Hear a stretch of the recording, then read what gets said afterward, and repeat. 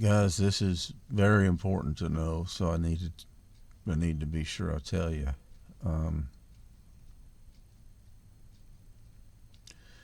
a number of years back, uh, Texas had to pass a law, or was compelled to pass a law, that required a prosecutor to reveal it if he had exculpatory evidence of the person he was prosecuting. Now, to me, that's a no-brainer, and hopefully to you, it's a no-brainer. If it's not a no-brainer, you're on the wrong side of the fence. But, and let me just explain all that to you. And I've done a lot of study on trying to tie scripture to psychology, and to break down the exact words of Jesus and how we're messing up. All right, so if Jesus said the weightier matters of the law are justice, mercy, and faith, and he said them in that order,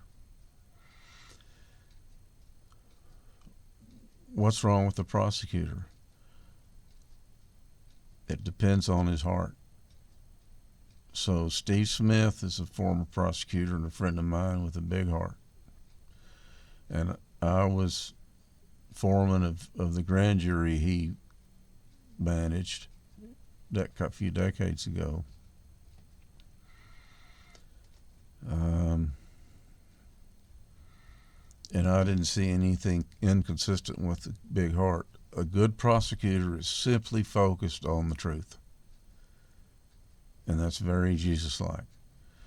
And he's focused on the truth when he believes that the person he's prosecuting is lying.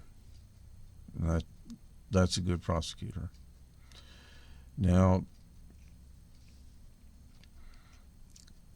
an evil prosecutor, a malevolent prosecutor who is there just to harm, or who is there just to puff his chest, or who is there for the same reason the Pharisees, the same thing the Pharisees were motivated by, which was being right.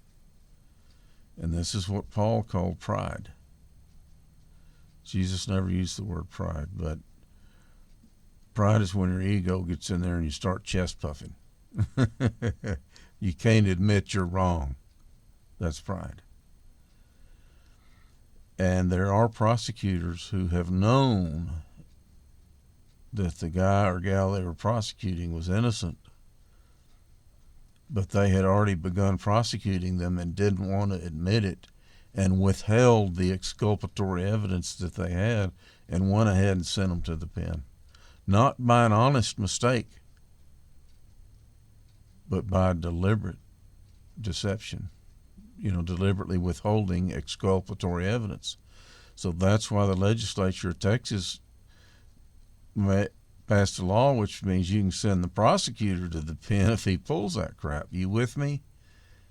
Are you with me? One of them's about the truth and about genuine justice, and the other one's just about puffing his chest and being right even when he knows he's wrong.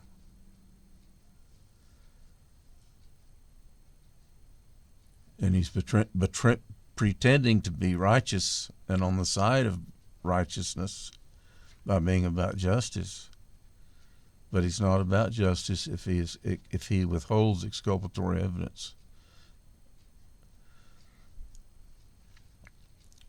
And I can see where it would be hard to swallow it. Whoops. But by God, it's a no-brainer. You got to do that.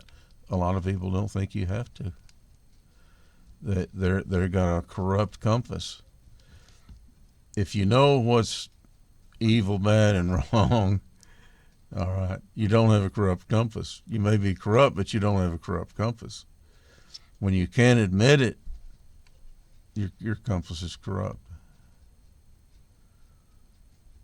All narcissists have a corrupt compass.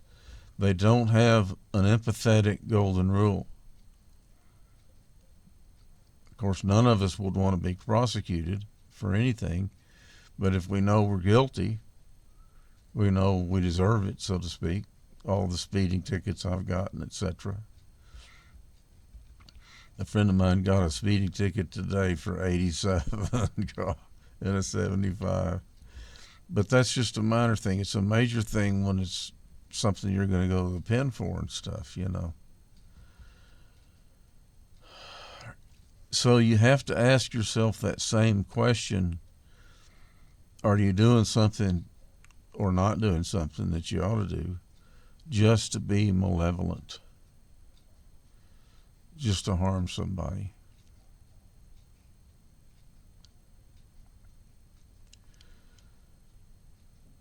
And you got to look inside at your heart and see if that's what you're doing. Otherwise, I mean, and if you are, that's being like the prosecutor. And a lot of times when people are being malevolent, they make up an excuse to justify themselves. In fact, I don't think any human can do anything that he doesn't first justify.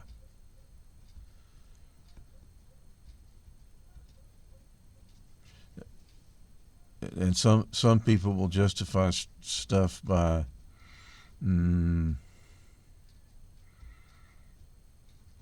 by what I call slippery methods. Well, I don't know. Well, you need to know. You need to look in your heart and see. And we all mess up, all of us.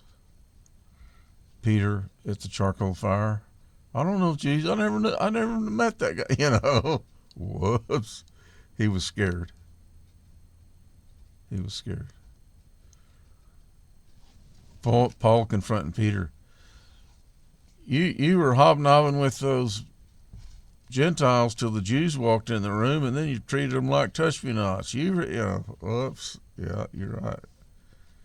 Go get them, guys. It's important to know that. Go get them about the justice and stuff and the malevolence, blah, blah, blah.